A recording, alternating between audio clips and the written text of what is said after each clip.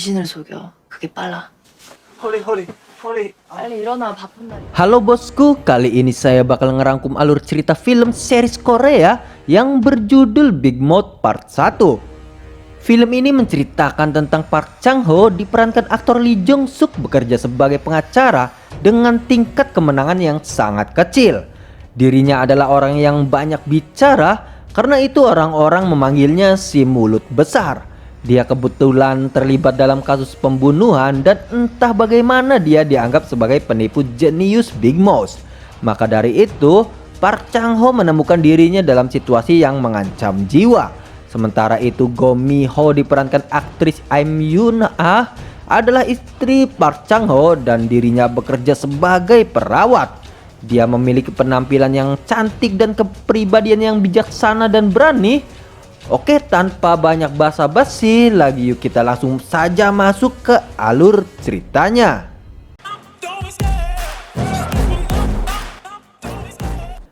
Di awal film memperlihatkan Park Chang-ho sedang menunggu istri dan mertuanya di sebuah restoran. Lalu Mi-ho pun terkejut telah dibawa ke restoran kelas atas. Ternyata Mi-ho menginginkan daging perut. Dia merasa aneh dengan makanan yang berada di situ. Lalu menurut Chang-ho, jika sekarang adalah hari jadi pernikahannya, sudah sepantasnya dia mengajak sang istri makan makanan yang mewah. Karena justru lebih aneh jika makan perut babi di rumah saat merayakan hari pernikahannya. 맛있어. 잘 먹어. 기다려봐. 에휴, 허세는 진짜. Lalu jaksa Cho Dong-hwa menelpon. Ternyata Park Chang-ho adalah pengacara terdakwa pembunuhan rumah sakit di Gucheon. Chang-ho pun ingin bicara secara langsung untuk membahas kasus tersebut. Dalam kasus itu banyak sekali terlibat nama-nama besar sehingga Chang-ho akan kesulitan menyelesaikannya. Lalu setelah itu dia akan pergi menemui jaksa Cho. 일찍 들어와.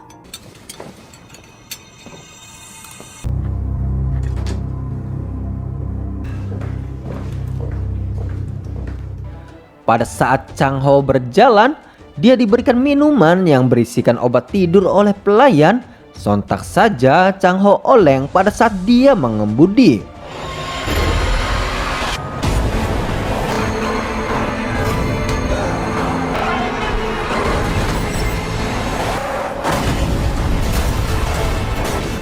Scene berpindah di rumah Chang-ho mengisahkan 7 hari sebelum kejadian.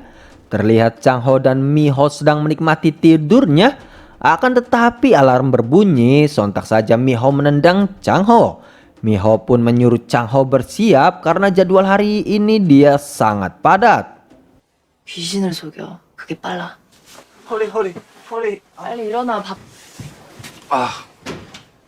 미호야, 아이고. Lalu Chang-ho pun berada di toilet dan dia sedang memakai krim. Akan tetapi bodohnya dia memakai krim untuk mata. 이걸 여기다 이렇게 바르고 있으면 어떡해? 이거 아이크림인데. Setelah itu Mi-ho memakai dasinya, akan tetapi dia juga tidak bisa memakainya dan menyuruh sang istri merapikan dasinya. Mi-ho menyuruh Chang-ho memenangkan kasus yang sedang dia kerjakan. Untuk mendapatkan uang dari kasus itu, Mi-ho sangat memerlukan uangnya untuk membeli krim mata yang tadi Chang-ho habiskan. 그 돈 꼭 찾아와라. 나 쌍스러운 여자 만들지 말고. 대한민국에서 나보다 더 잘하는 변호사 있으면 나와보라 그래. 암튼 재판 지면. 아이고. 야, 아니 아빠 이제 사기당하는 동안 옆에서 뭐 한 거야? Lanjut cerita, Chang-ho sedang bersama mertuanya. Dia kasihan pada Mi-ho yang selalu tidak enak badan. Mi-ho bekerja mati-matian untuk menabung. Akan tetapi Chang-ho mengambil uang Mi-ho tanpa seizinnya. Setelah itu mertuanya menyinggung Chang-ho yang menyuap Hakim Yeon dengan uang milik Mi-ho. Dan sang mertua pun mendukungnya agar kasus tersebut bisa Chang-ho menangkan.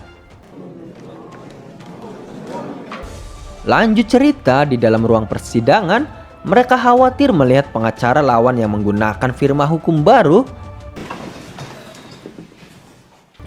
Lalu tiba-tiba hakim datang dan ternyata itu bukan Hakim Yeon yang disuap oleh Chang-ho.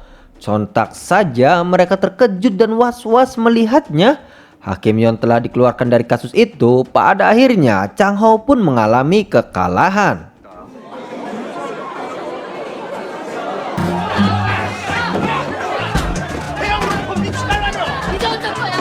저희 변호사님도 어제 피해자시니까 Chang Ho pun akan naik banding, tetapi para korban tidak mempercayai si murid besar Park Chang Ho karena dia asal bicara tanpa memiliki keahlian yang mumpuni. 야, 이 사기꾼 새끼야! 내 돈 불안해! 아이고 우리 사이 Scene berpindah di rumah sakit. Miho yang sedang berbincang-bincang dengan temannya. Menurut temannya, jika suami Miho adalah pengacara yang hebat dan memiliki banyak uang, Miho seharusnya sudah berhenti bekerja. Akan tetapi pekerjaan Miho adalah menyelamatkan nyawa orang yang sakit dan dia tidak ingin berhenti. Lanjut cerita, Chang Ho dan mertua sedang meratapi nasibnya. Chang Ho sangat menyesal karena kalah dari kasusnya itu. Lalu dia berencana berhenti menjadi pengacara. Akan tetapi sang mertua tidak mengizinkannya karena dia harus membayar utang padanya. Lalu tiba-tiba Miho pun menelpon. 아니 딸인데 뭐가 무서워 빨리 받아줘. Miho pun marah karena Chang Ho telah gagal. Padahal sebelumnya dia menyuruh Chang Ho menyewa pengacara lain untuk menangani kasus tersebut. Akhirnya dia kehilangan uang yang seharusnya dia bisa membayar cicilan rumah dan juga memperbaiki saluran air. Kocaknya, Chang Ho malah ingin beralih profesi menjadi pengacara urusan perceraian. Miho yang sedang emosi pun akhirnya terpancing dan menyuruh Chang Ho menyiapkan berkas-berkas perceraiannya. Karena dia sudah tidak tahan dengan si mulut besar suaminya itu. Pada akhirnya, Chang Ho mewujudkan dan akan bercerai dengan Miho dengan satu syarat, jika dia bercerai tapi dia tidak akan pergi dari rumah mertuanya. Karena menurutnya sang ayah mertua selalu mendukung pekerjaannya sebagai pengacara. 너 아빠를 방패 세우면 뭐 내가 무서워서 꼬라지 될 줄 아니? 서류 꼭 챙겨오세요. 아니 왜네 입에다 이혼 얘기를 담아? Scene berpindah menurut temannya, jika mereka bercerai, maka semua orang di Korea juga akan bercerai. Lalu si mulut besar masih saja sombong dengan IQ-nya dan dia di masa SMA menjadi anggota dari tim atletik. Akan tetapi permasalahan di dalam dunia pengacara adalah uang dan juga koneksi. Maka dari itu Chang Ho selalu kalah dalam kasusnya.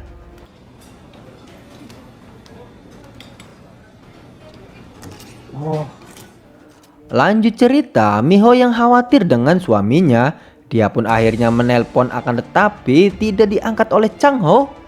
우리 박 변호사님 아주 삽질을 오지시네. Setelah itu sang ayah menghampiri Miho untuk minum minuman tuak bersama. Akan tetapi Miho penasaran dengan yang dibawa sang ayah. Lalu sang ayah beralasan jika itu adalah barang tak terpakai dan akan membuangnya. Miho lagi-lagi membahas masalah perceraian dan sang ayah harus memilih antara tinggal dengan Chang Ho atau Miho.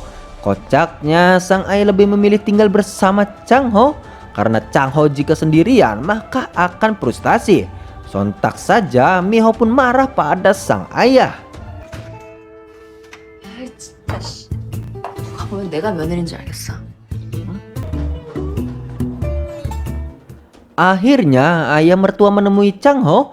Dia memberitahu jika Miho sedang menunggunya dengan meminum tuak dan akan menghancurkan burung milik Chang Ho. Sontak saja Chang Ho ketakutan dan akan tinggal sementara di kantor ayah mertua. 여기 저 당분간 사무실에서 지낼게요. 이겼어 임마. 해줘. Lalu tiba-tiba Choi Do-ha wali kota Gus Cheon menelpon Chang Ho dan akan menyewa jasanya untuk menyelesaikan kasus kriminal. Lalu wali kota mengajak berbicara secara langsung di pinggir danau.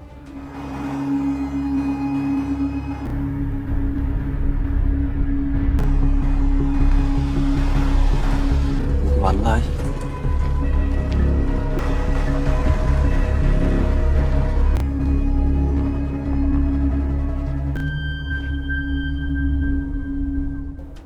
Lanjut cerita, Chang Ho bertemu dengan Tuan Choi untuk membicarakan kasus yang akan dia tangani. Kasus itu adalah terkait pembunuhan di rumah sakit Universitas Gucheon. Dan semua orang yang terlibat adalah kenalan Tuan Choi. 감사합니다. 구천대학병원 살인사건 알고 계십니까? 그 사건에 얽혀 있는 사람들이 죄단에 Lalu ada sebuah kecelakaan dan jasad seorang dokter ditemukan di dalam bagasi mobil. Dalam kecelakaan itu juga ada Han Jae-ho, seorang dokter bedah, Lee Do-gun, seorang pengacara rumah sakit, dan juga Jung Chae-bong, putra ketua Yayasan Universitas Gucheon. Lalu mereka semua ditangkap sebagai tersangka utama. 앙숙은 내가 아니라 한 박사님이죠. 동기가 죄다 그럴듯해요. Setelah itu, Chang Ho bingung kenapa wali kota bisa mengetahui nomor teleponnya, dan sang wali kota juga dikelilingi pengacara-pengacara hebat. Menurut Tuan Choi, jika tingkat kemenangan Chang Ho kurang dari 10%, dia juga menjadi pengacara tapi tidak mendapat tawaran dari firma hukum.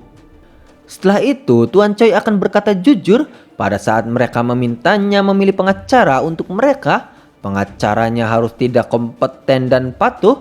Ternyata mereka sudah merencanakan sidang mereka sendiri dan juga sudah menyuap para hakim. 별로 땡기진 않네요. 왠지 시궁창에 발 담그는 것 같기도 하고. 재판부에 어느 정도 손도 써놓은 상태고. 얼굴 마담이 필요한 거네요.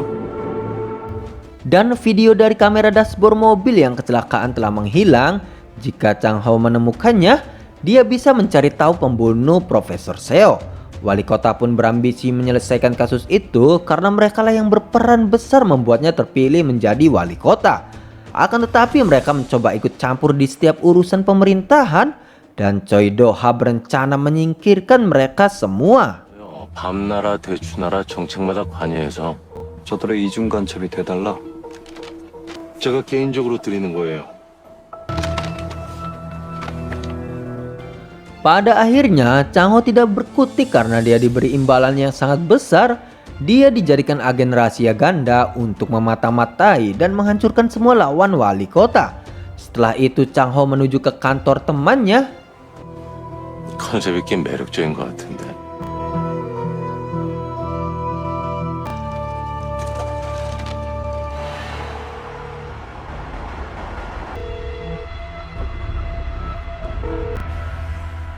NR 프롬이면 내가 유명해지면 톡톡히 갚을 테니까 네가 나 좀 도와줘라.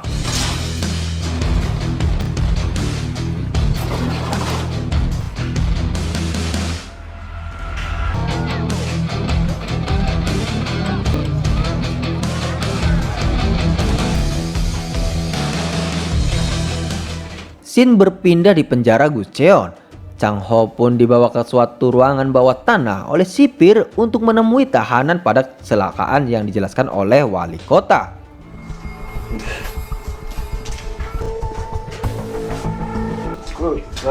아니. 지금 면회실 가는 거 맞죠? Terlihat Han Jae-ho, Lee Do-gun, dan juga Chae-bong yang sedang asik menyantap makanan dan minuman tuaknya. Dia sangat senang karena wali kota Choi Do-ha telah menemukan pengacara yang sangat bodoh, yaitu Ga-chun.